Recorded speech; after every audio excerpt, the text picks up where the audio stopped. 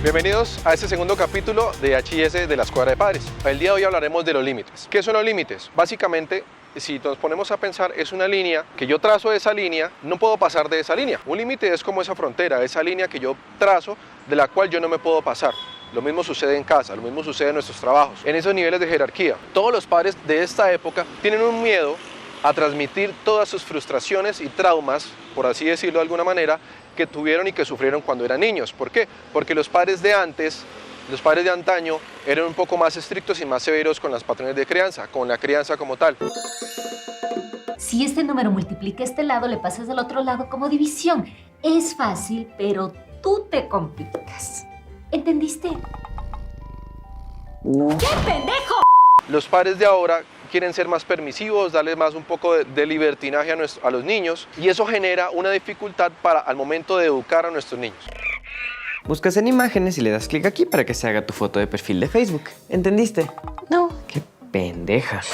Voy a citar a un autor como tal, no voy a decir el nombre, pero voy a citar frasitas pequeñitas que él dice. Este es un médico pediatra francés. Le da el calificativo de tiranos domésticos a los niños, porque los papás desde el momento de que nacen los niños están tratando de complacer y darles placer en todo lo que ellos quieren, desde bebés. Entonces, esa dificultad se va a ver al transcurrir de los años. Al año, a los 2 años o más grandes, pero igual esa dificultad se va a presentar. Este mismo pediatra cita o dice que a los niños no se les puede dar el libre albedrío de sus impulsos. ¿Qué quiere decir con esto? Que yo no puedo permitir que los niños hagan lo que ellos quieren básicamente, porque si no se convierten efectivamente en ese tirano dictador en casa, donde yo como papá, yo como adulto estoy haciendo toda su voluntad y todo lo que él quiere precisamente para satisfacer sus caprichos y necesidades. Dicho esto, encontramos ciertas inseguridades que los padres de familia tienen a este momento. Para ellos es muy difícil decir el no, no saben decir no. Y esa realmente es una pregunta muy importante. ¿Cuántos de ustedes saben decir no? Al momento de que un niño quiera colorear las paredes, por ejemplo, o quiera jugar con el celular, ¿en qué momento ustedes saben decir que no? Y es diferente el decir el no con autoridad y marcando ese límite que yo he impuesto, a decir no y después ceder. En este mismo capítulo vamos a estar hablando poco a poco de cómo hacer y cómo no hacer. Entonces estábamos hablando de esas inseguridades y precisamente el no saber, el decir no, es una dificultad muy grande. Otra inseguridad es que los padres de ahora quieren comportarse completamente diferente a como fueron sus propios padres. En este caso serían los abuelos, lógicamente. ¿Por qué? Porque mucha de la crianza antigua se basaba en la regla, en el rejo, en el castigo físico como tal. Y de pronto eso funcionaba en una época, ahora no funciona. ¡Llegué más! ¿Dónde diablos estabas?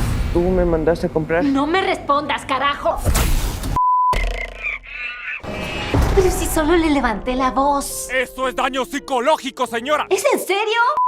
Particularmente yo como psicólogo no soy ni partidario del castigo físico ni tampoco de no darlo. Otra inseguridad que los padres de ahora presentan es que le ponen límites demasiado estrechos a los niños. Para hacernos una idea, imagínense que este parque es el límite que yo le voy a poner a mi hijo, ¿verdad? Pero entonces yo como padre, si no confío en las capacidades y en las habilidades que tiene mi hijo, entonces le voy a dar el límite de a 1 metro cuadrado, teniendo toda la posibilidad de este parque completo. O sea, quiero decir, tengo un espacio grande donde yo puedo darle ese límite donde él explore, pero lo voy a limitar a 1 metro cuadrado. ¿Eso qué quiere decir? Que queremos tenerlos controlados en todo momento y esa dificultad se va a ver reflejada luego cuando los niños rompen esos límites. Otra inseguridad, otra dificultad que presenta la crianza de ahora o los límites es que los padres estamos constantemente trabajando y perdemos tiempo en otras cosas y no en la educación de nuestros hijos.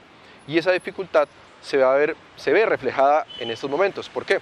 Porque hay padres que desconocen realmente el comportamiento de sus hijos, padres que desconocen tan siquiera cómo comen o cómo se bañan los niños. ¿Por qué? Porque están todo el tiempo metidos en el trabajo. Y eso no es malo. Lo que pasa es que se nos olvida que el día tiene 24 horas o que nuestro día como tal tiene más de 12, 18 horas, como queramos verlo, pero no repartimos bien nuestro tiempo. Y ese tiempo fundamental es importante para los niños, sea para jugar, sea para hablar, sea para lo que sea. Otra inseguridad, otra dificultad que presentan los padres de ahora es que sobreconsienten o miman demasiado a los niños y se convierten los niños en ese centro de la familia. ¡Ves, hijo! divino! ¡Ya se ha petado este cosa! Tía, no sabes del daño que me haces hablando como sonsa. De la tía. Vas a atrofiar mi desarrollo socioparlante y por ende mi futuro menos sexual morboafectivo. Y esa es una dificultad también muy grande, porque ahí vamos a encontrar que no va a tener un límite como tal y no va a tener una autoridad frente a cualquier persona. Todas esas inseguridades como tal que presentan los padres, por así decirlo, inseguridades o dificultades, van a generar todo ese tipo de dificultades, valga la redundancia. Van a generar problemas en el comportamiento, van a generar problemas entre pareja, problemas entre familia, todo ese tipo de cosas que les acabo de señalar generan todo ese tipo de situaciones. Nuevamente, como les dije en el capítulo anterior y como voy a decirlo en todos los capítulos, si tienen alguna duda, por favor escriban en la caja de comentarios y yo con mucho gusto voy a ir respondiendo. Encontramos que podemos hacer unas orientaciones básicas respecto a esas dificultades. Y esas orientaciones básicas no son la palabra del Señor, no son la Biblia, ¿sí? No son la verdad absoluta, pero son ciertas cositas que nosotros podemos ir aplicando poco a poco en el día a día para ir mejorando esos límites y esa autoridad, y con todos los capítulos que vamos a estar hablando, pues lógicamente van a ir entrelacionados. Estas orientaciones básicas van a estar encaminadas o van a estar guiadas a precisamente yo poder anticiparme a todo lo que está sucediendo. Entonces, por ejemplo, una orientación básica es el control emocional. Yo como padre, yo como adulto frente a un niño tengo que tener ese control emocional. No soy perfecto. También es bueno que el niño sepa que yo me puedo sentir triste, puedo sentir enojo, ¿sí? Y en ese momento es bueno que los niños vean que me estoy enojando, pero también que me puedo controlar. Hija, ¿dónde estás? Hija. Hija.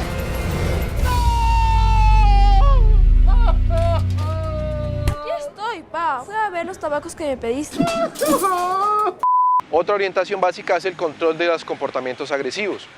¿Cómo yo controlo eso? Anticipándome a algo. En terapia ABA o en terapia que hacemos en H&S, nosotros tenemos un tablero de actividades donde les hacemos una anticipación a los niños con autismo. ¿Por qué? Los niños con autismo son muy rutinarios y son muy sesgados en sus límites, ¿sí? Coloquialmente diríamos que son muy psicorrígidos. Si yo me anticipo y le explico al niño qué voy a hacer paso a paso, entonces él va a estar preparado a los cambios. Lo mismo sucede con un niño típico. ¿Por qué lo digo de esa manera? Porque si yo al niño le explico, vamos a salir a la tienda, vamos a comprar las cosas del desayuno, no podemos comprar alguna golosina o algún caramelo que tú quieras porque no me alcanza el dinero, ahí me estoy anticipando ante una rabieta, una pataleta o un comportamiento que no quiero ver. Otra orientación básica sería tomar medidas antes de que el niño lo haga. Quiere decir eso que yo voy a estar guiando como adulto a ese niño. ¿Por qué? Porque muchas veces los niños están haciendo cosas o hacen cosas, perdón, basadas en lo que yo quiero, ¿sí? Basadas en el deseo y en el placer de satisfacer mis necesidades. Estoy hablando de jugar, estoy hablando de comer, estoy hablando de ir al baño, de lo que ustedes quieran nombrar.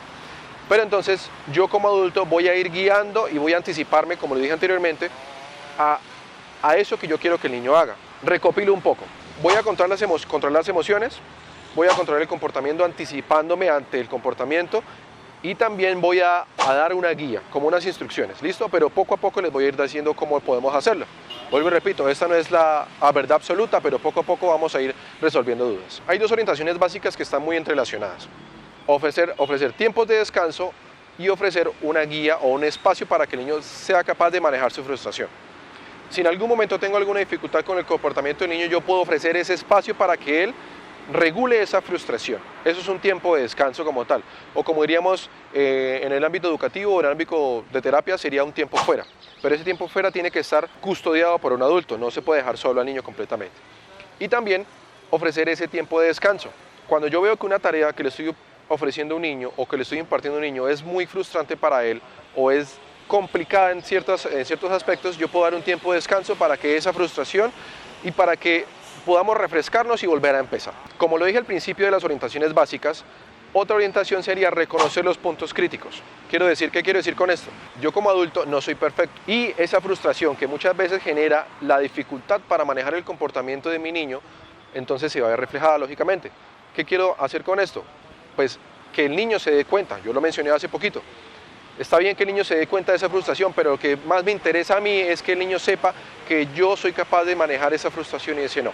Eso es más importante que mostrarlo. Ya hay unas orientaciones básicas. Ahora vamos a retomar los errores que comúnmente se ven. Errores muy básicos y errores que se ven constantemente en nuestra sociedad es la permisividad.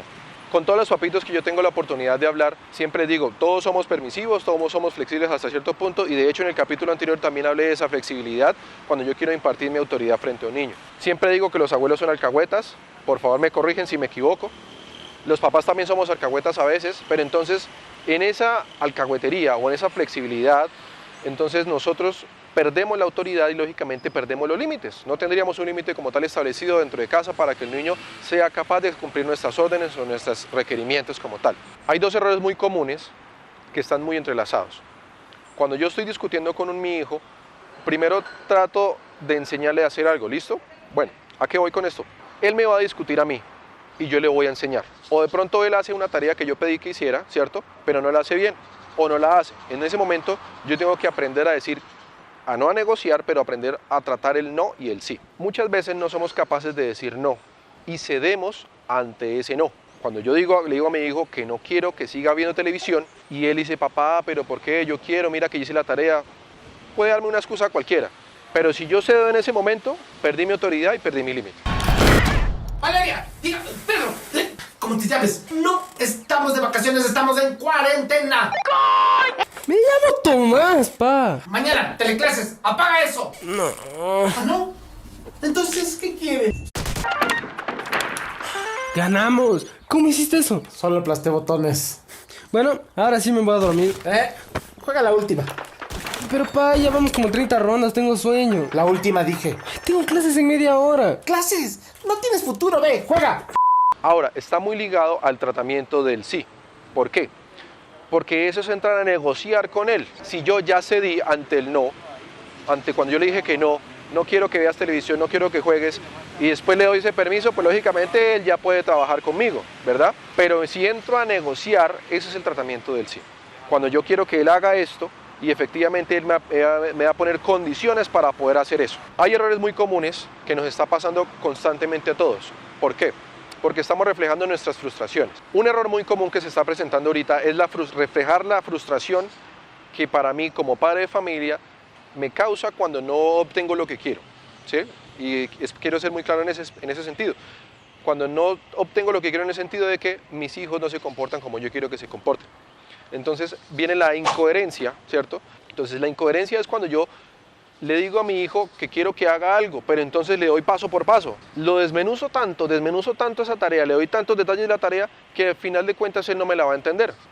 Imaginémonos o hagamos de cuenta que estamos hablando con niños menores de 6 años, donde son muy prácticos y muy conceptuales.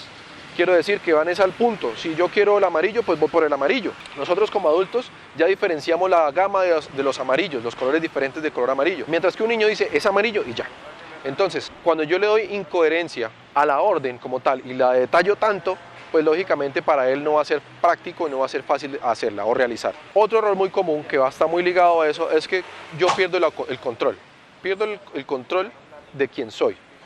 Entonces vienen los gritos, vienen las rabietas de parte del adulto y a veces pueden venir también los golpes, pero es cuando la pérdida de ese control me genera mucha más frustración. Y yo no soy capaz de controlar mis emociones y de pronto vengo un día sobresaturado del trabajo, vengo cansado y me desquito con lo primero que encuentra y que es qué sería lo primero que encuentro, mi hijo. Todos estos temas están correlacionados no solamente a la educación de nuestros hijos, sino absolutamente a todo en nuestra vida. Otro error muy común que se presenta actualmente es no cumplir las promesas ni las amenazas.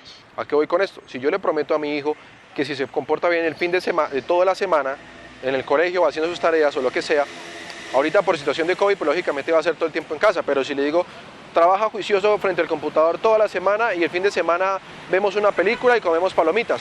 Un ejemplo sencillo.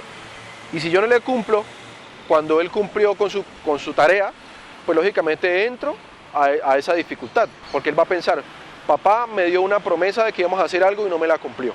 En ese momento yo pierdo mi autoridad y pierdo los límites.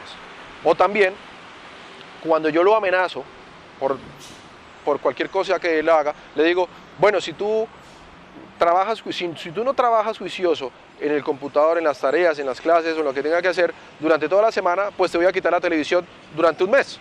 Listo, no trabajó durante la semana juicioso y lo voy a castigar, pero entonces lo castigo solamente el fin de semana sin la televisión, no estoy cumpliendo con mis amenazas, entonces yo también pierdo autoridad, ¿verdad?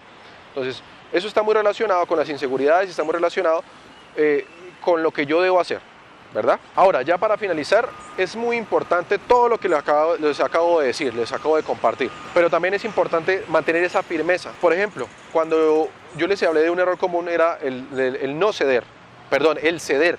Si yo le digo que no y luego cedo, lógicamente estoy perdiendo autoridad frente a lo que yo quiero que él haga. Entonces es importante mantener esa firmeza. Es importante también que los niños participen en establecer esos límites como tal. Es muy importante eso. ¿Por qué? Porque yo voy a entrar a poder negociar de manera adecuada, ¿cierto? No la negociación que hablaba anteriormente, la manera adecuada, lo que yo quiero que él haga y lo que yo quiero que él aprenda, ¿listo? Espero no haberme alargado mucho. Espero que toda la información que les acabo de compartir sea de su agrado. Toda esa información la comparto con mucho cariño y basada en la experiencia que he tenido al transcurrir de los años trabajando con niños. Muchas gracias por vernos, suscríbanse por favor, denle a la campanita y nos veremos en otro capítulo. Muchas gracias.